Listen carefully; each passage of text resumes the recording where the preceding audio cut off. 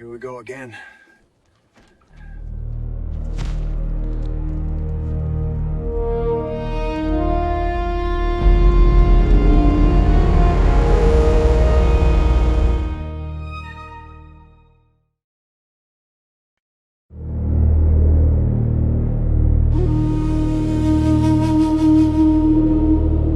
Way back yonder in the hills and river bends of southeastern Tennessee, where the fog still settles heavy over the Hiwassee in the early morning, and the ridges rise up like old bones pushing through the skin of the earth, there lies a story most folks don't know anymore, and them that do know tend to whisper it quiet.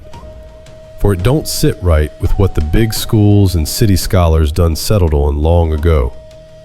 This land, what folks now call Bradley County, once bore the Cherokee name Shaya, meaning clear water.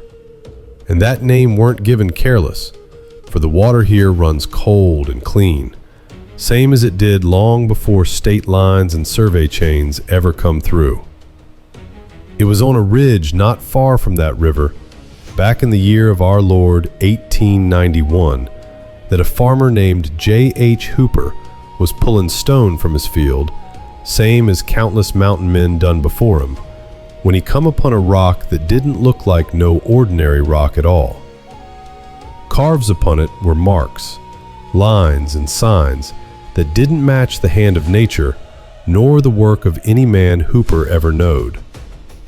One mark in particular looked like a turned-over figure eight, and that thing nagged at him, for it didn't belong to frost or root or worm. So Hooper dug, and when he dug, the earth gave up a secret it had held for longer than any tree on that ridge had been breathing. Beneath the soil lay a wall, laid straight and sure, running near 1,000 feet along the ridge, built of cut sandstone blocks, set tight together with a red clay mortar that had hardened like iron with age. And what made it stranger still was that between the layers of that wall, hid like a letter folded and sealed, were writings etched deep into the stone, not scratched careless, but carved with purpose, lined up proper, spaced even, and repeated in ways that spoke of language, not chance. News of it spread quick through Cleveland and Chattanooga, and reporters come running. And soon enough, word reached up north to a learned man named Professor Alphonse Louis Rosson, a feller schooled in languages and old histories. And when he come down to see it with his own eyes, he knowed straight off he was looking at something that didn't belong to the story folks told about this land. Rosson studied that wall for years, drew it careful, measured it true, and took note how big trees, 3 feet thick, had grown right atop it, roots twisted down along the stones, telling plain as day that the wall was old, older than memory, older than settlement, older than the nation itself. He saw how the stones was laid 3 courses thick, and how the carvings lay between layers, like they was meant to be hid, and he asked the right question, the kind that make powerful folks uncomfortable. Namely, why anyone would go to the trouble to carve writing in stone and then cover it up deliberate. Rosson, being a learned man but not a blind one, compared them marks to the ancient tongues he knowed, and the more he looked, the more he said they matched the old Hebrew letters. Not the square letters folks see today, but the older ones, the kind scratched on rock back when Moses was still a name folks feared and honored. He said some looked like the Aleph, angled and crossed, others like the Tav, shaped like an X, and some like the Shin, forked and pronged, and one in particular like a man with his arms lifted heavenward, which in the old tongue spoke of praise and breath and life. Now Rosson didn't say this light nor reckless, and he didn't work alone neither. He hired men, paid dear money for their help, and them men told him the same, that what they was looking at was writing, not scratches, and that it told of a people at war, a people near gone, a people putting their story into stone when they knowed time was short. When the Smithsonian got wind of it, they sent a man named J. Hampton Porter, and Porter saw the wall, saw the marks, and took a piece back to Washington. And for a spell, it looked like the truth might be let out into the daylight. But that ain't how it went. For you see, back then, and truth be told still today, there was a powerful idea setting in the minds of the learned that the Indians of this land was simple folk, hunters and drifters, incapable of writing, incapable of building, and sure enough incapable of remembering God the way Israel did. And so when that wall didn't fit the story had to be protected, and the wall had to be denied. The Smithsonian come back saying the marks was natural, worm tracks and mineral streaks, and any man with eyes in his head could tell that was foolishness. For worms don't carve straight lines, nor repeat the same shape again and again, nor do they line their work neat as a scribe. But the word of the Smithsonian was law to most folks, and once they spoke, interest dried up like a creek in August. Looters come sniffing, picking at the stones, and Hooper, fearing the whole thing would be ruined, covered the wall back up, and so it slid out of sight and out of mind, turned into a legend old men spoke of and young men laughed at, till near 100 years had passed. But the earth don't forget, and neither does truth. And in 2018, guided by old stories passed down in families that never quite let go of it, 2 men went looking and found the wall again, still there, still straight, still marked. The same red sandstone not native to the ridge, hauled there by hands long turned to dust, and the same letters peeping through the dirt, silent but patient. Now when you take this wall and set it alongside what we know of the Cherokee, things start lining up in ways that trouble the easy answers. The old Cherokee spoke of one creator above all, not many gods bickering in the sky. They practiced washings and purifying, set aside unclean things, and held law as sacred, not just custom, but something handed down. They had refuge towns where a man could flee and be judged fair, same as it's writ that Israel had cities of refuge appointed by God. Their stories tell of a time when they crossed waters and lost something precious. And while stories shift with telling, the bones of them remain. Scripture itself tells us that Israel was scattered, driven from their land, carried away, and flung among the nations. And yet God said he would not make a full end of them, that though they be sifted, they would not be destroyed. The Bible never tells us where all them tribes went, only that they went far, to the isles and the ends of the earth. And a man has to ask himself whether the ends of the earth from Jerusalem might well include a land across the great waters, a land nobody knew by name in those days. The Bible tells us too that stones bear witness, that laws and covenants was cut into rock so they would outlast flesh. And when Joshua set up a stone and said it would hear and remember, he spoke a truth older than memory. So when a stone wall turns up in Cherokee land, carved with letters like them Israel once used, laid with skill, sealed with mortar that time itself can't undo, and then hid away, it ain't foolish to ask whether this land has known more travelers than history admits. Folks can scoff and say it's coincidence, or that it threatens nobody and so don't matter. But truth has a way of pressing on the heart once it's been glimpsed. This wall don't prove everything, but it proves something. And what it proves is that the story ain't finished, that the past is deeper than textbooks allow, and that God, who made of one blood all nations of men, has been moving pieces on this board longer than we've been watching. Maybe the Cherokee don't remember Israel by name, and maybe Israel don't remember the Cherokee neither. But memory fades while blood and stone endure. And sometimes all that's left is a wall on a ridge. Letters cut by hands that trusted God would see them, even if men would not.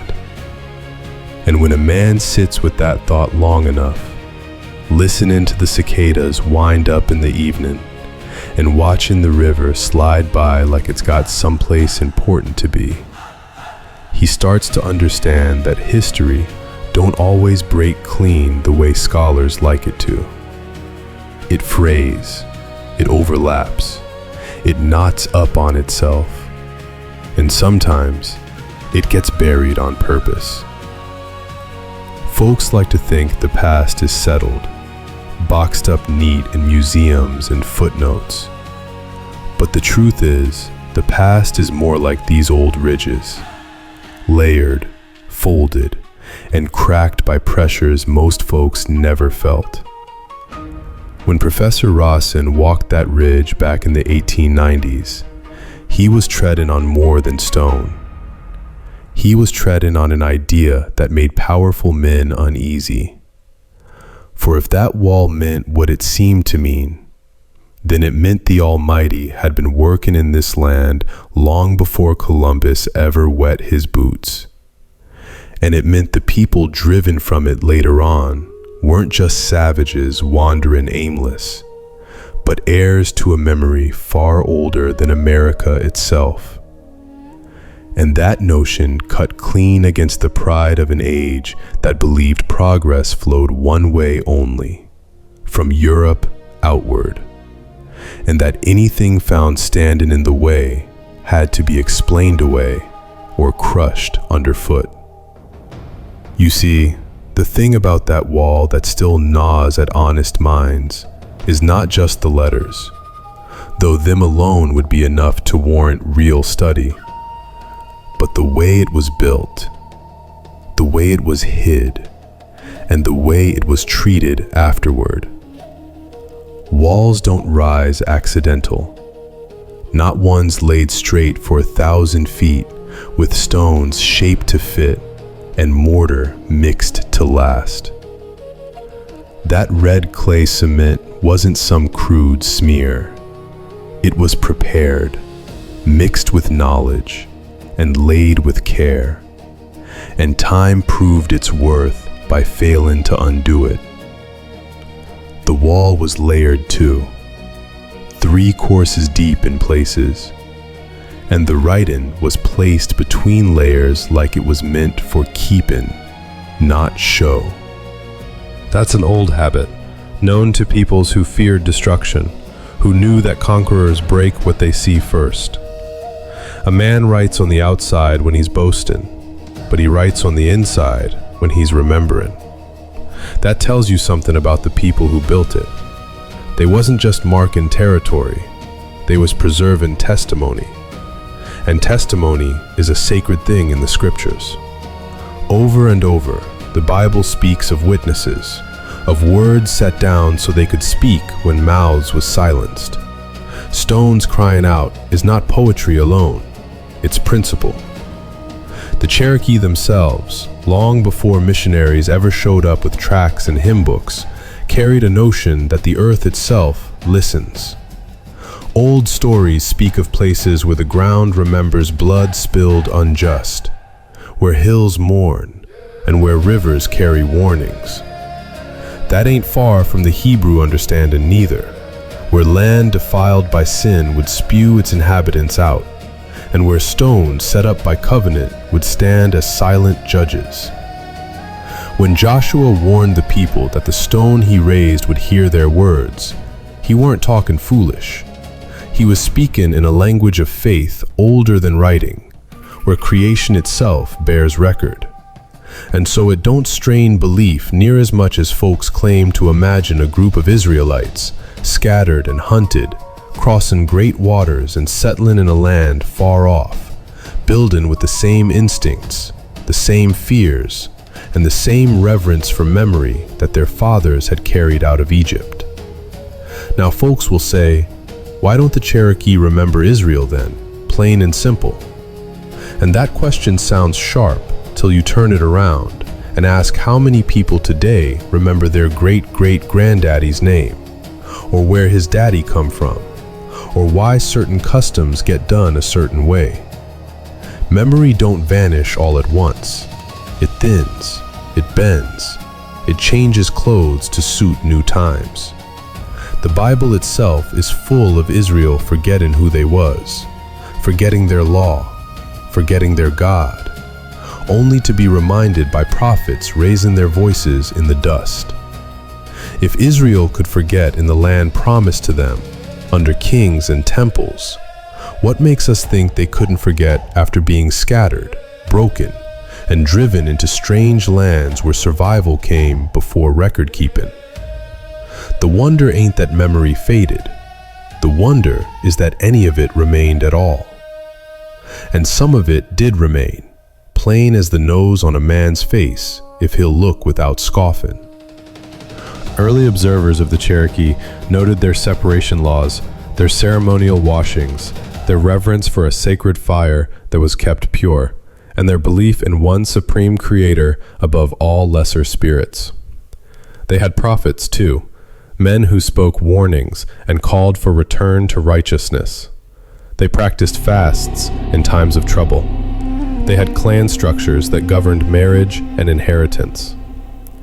None of this proves descent by itself, but when you stack it alongside a stone wall carved with letters like ancient Hebrew found in their ancestral land, the stack gets mighty tall.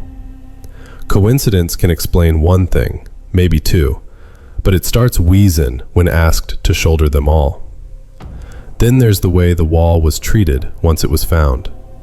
Truth has enemies, and one of its greatest is embarrassment. The institutions of the late 19th century had built their authority on certain assumptions, and those assumptions was tied up with race, power, and pride. To admit that a non-European people had built complex structures, used written language, and carried echoes of biblical tradition would have meant admitting that the story told to justify conquest was crooked. And so it was easier, far easier, to call the marks worm trails and send the stone back wrapped in dismissal. The fact that no serious attempt was made to translate the characters, no long-term excavation permitted, and no follow-up encouraged, tells its own story.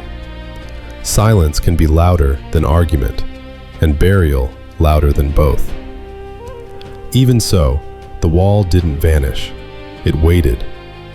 Old farmers told their children, who told theirs. A ridge known for picnics and strange stones kept its secret until someone listened close enough to the whispering. When modern men found it again and brushed the dirt away, they didn't find imagination. They found stone, mortar, and marks same as Rosson drew a century before. Time hadn't softened them into accident. They was still there, patient as ever, waiting for someone brave enough to ask the question honest. Who built this, and why?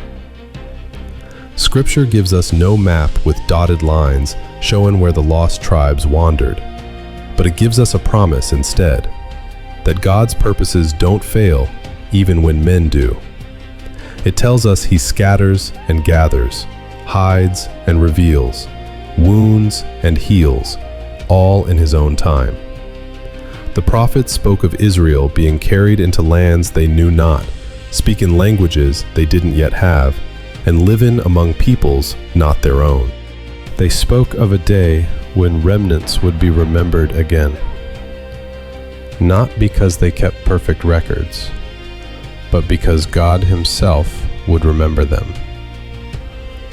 If that's so, then walls like Shaya ain't accidents. They're breadcrumbs, left behind not for pride, but for mercy. Markers saying, you were here, you mattered, you were known. Now I ain't saying the case is closed, nor that every Cherokee story lines up neat with every Hebrew verse. History don't work that way.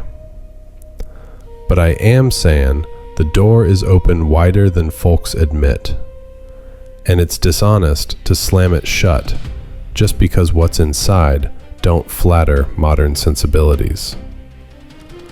The wall deserves study, real study, with open eyes and open minds, not scoffin' and smotherin'.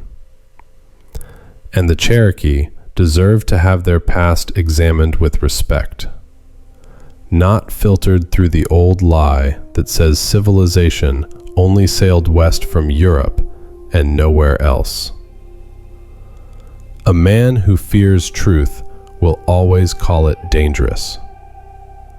A man who loves truth will call it costly. This wall costs comfort, and that's why it's been ignored. But comfort ain't what the scriptures promise. They promise truth, and truth has a way of cutting through layers laid thick to hide it. Same as those carvings weighted beneath clay and stone till the day someone dug deep enough to find 'em again. And maybe that's the lesson writ deepest of all. Not just in sandstone on a Tennessee ridge, but in the way God works in the world. He hides things not to lose them, but to preserve them. And he reveals them not when men are ready to be impressed, but when they're ready to be humbled. So if someday scholars come back to that ridge with honest tools and humbler hearts, and if they find more than what's already been seen, it won't undo history. It'll finish it. It won't steal anyone's heritage. It'll restore it. And if it turns out that some bloodlines crossed oceans long before compasses knew which way was west, then all that really means is the God of Abraham never stopped being the God of all the earth, moving his people where he would, leaving witnesses behind in stone, soil, and story, waiting for the day when someone would finally listen.